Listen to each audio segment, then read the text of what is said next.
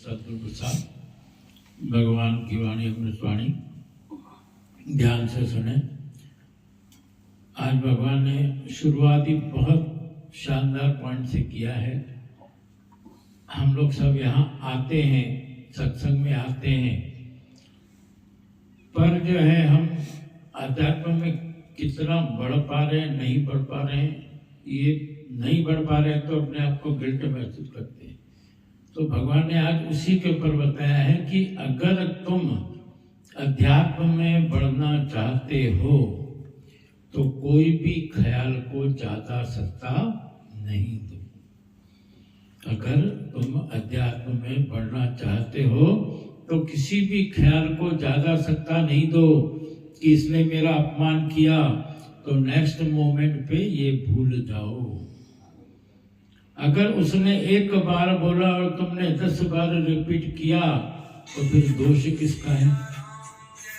अगर उसने एक बार तुम्हारा अपमान किया और तुमने 10 बार उसको रिपीट किया तो फिर दोष किसका है? कोई एक बार गाली देता है तो याद कितनी बार आता है? ये मानवीय भावना है ना, वो भी हमारा कर्म, हमारा फल है। कभी मान में खुश हुए, कभी अपमान में दुखी होना पड़ेगा। खुशी है तो दुख भी है, मान भी अपमान भी है, मान भी है तो अपमान भी है।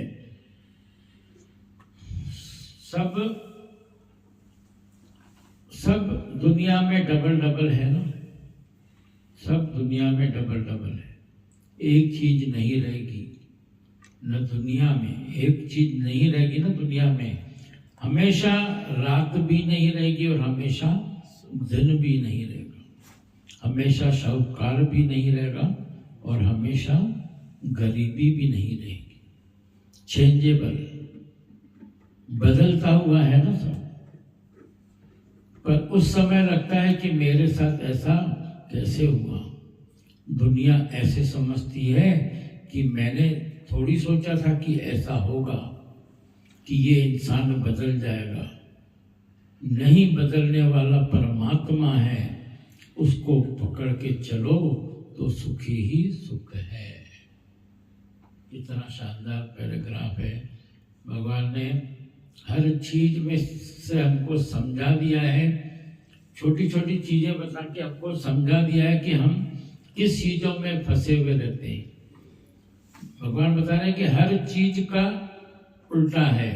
आपको सुख मिलेगा तो दुख भी मिलेगा, मान मिलेगा तो अपमान भी मिलेगा, खुशी मिलेगी तो दुख भी मिलेगा, गरीबी मिलेगी, साहूकारी मिलेगी तो गरीबी भी मिलेगी।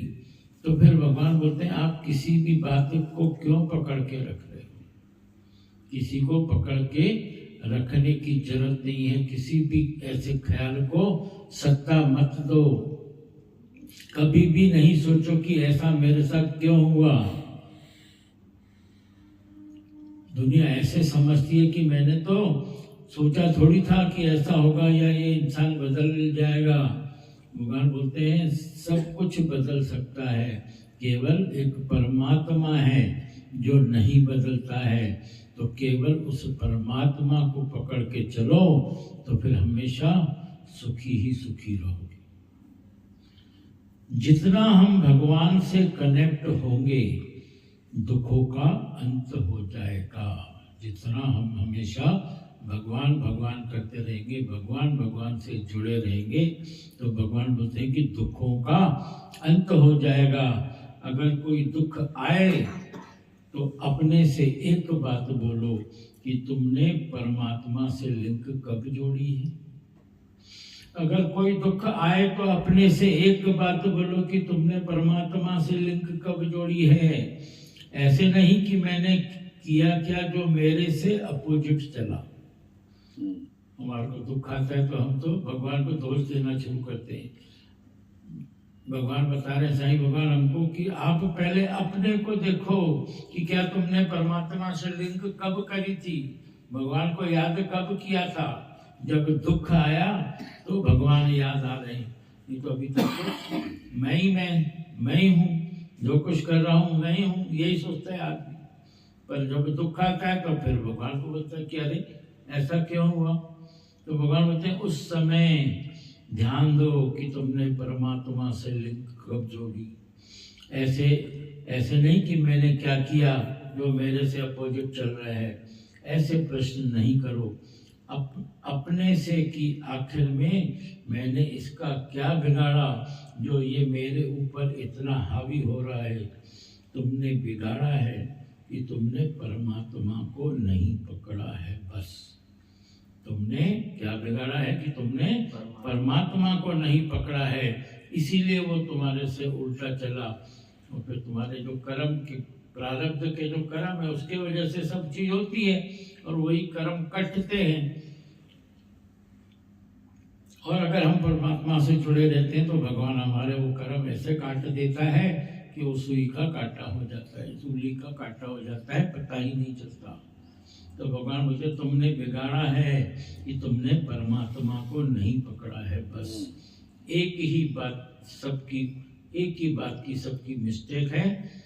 जो भगवान को पकड़ेगा उससे कोई नाराज नहीं हो सकता है, न वो किसी से नाराज हो सकता है। वो अपनी शांति में रहेगा ना, वो अपनी शांति में रहेगा, न किसी में इंटरफेयर करेगा, न किसी को जज करेगा, अपनी शक्ति की लाइफ जिएगा। अगर हमको हक है किसी की बुराई करने का, दूसरे के साथ उसकी लाइफ की बात शेयर करने का, तो दुनिया को भी फिर हक है ना। अगर तुम समझते हो मेरे को हक है, मैं बोलूं, दूसरा ना बोले तो ऐसे थोड़ी होगा।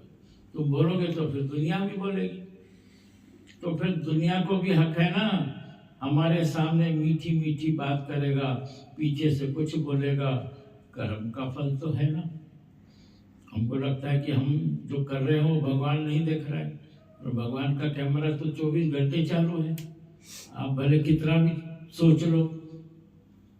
तो भगवान बोलते हैं फिर क्या बनता है, कर्म बनता है। तो कर्म का फल तो है ना। बोलना कितना आसान है, बोलने में फ्री है और भोगने में लाचार है।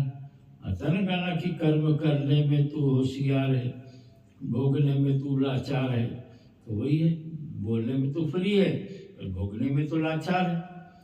कर्म का फल भोगने में कितना दम लगता है। जब हालत आती है तो कितना दम लगता है। सुबह से रात तक शरीर की खुशियां लेते रहे हैं, खाने की, नाश्ते की, चाय की, बोलने की, काम करने की भी खुशी है। कोविड के टाइम लोगों को काम नहीं करने से उलझन हो गई, कितना बोरिंग है बैठना। बच्चे अपसेट हो गए, स्कूल से छूटना चाहते थे, बंद हो गई तो पूछते थे मम्मी स्कूल कब खुलेगा। तो भगवान ने जो सबको सेवा दी है, तो भगवान के शुक्राने करो कि सेवा से माइंड बहुत संयम में रहता है। भगवान के शुक्राने करो। कोई भी हमको भगवान ने सेवा दी है, चाहे दुकान दी है या नौकरी दी है, जो भी दिया है, तो ये हमारे को सेवा भाव में करना है। दुकानदारी भी करनी है तो सेवा भाव से करनी है, उसमें हमको लोभ लालच नहीं रखना है। भगवान बोलते हैं अगर हम और सेवा मिल रही है इसलिए भगवान के शुक्राने करो। ये तो कई लोग देखो उनको सेवा ही नहीं मिलती है। हम लोग भी देख चुके हैं, भगवान ने बताया उदाहरण देके कि जो ये आया था इसमें कैसी हालतें हो गई थी। कोविड स्कूल नहीं खुलते, पहले स्कूल बच्चों को स्कूल जाने को बोलो तो लगता था स्कूल नहीं जाए जैसे। अब पर जब वो घर में बैठे तो पता चला कि कैसे टाइम काटना कितना मुश्किल है।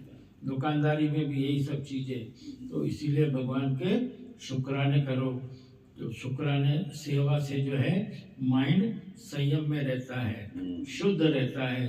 आज सेवा नहीं होगे तो फिर शुद्धि भी नहीं होगी। हरिओम हरिओम। वेरी क्लियर, बहुत अच्छी बात।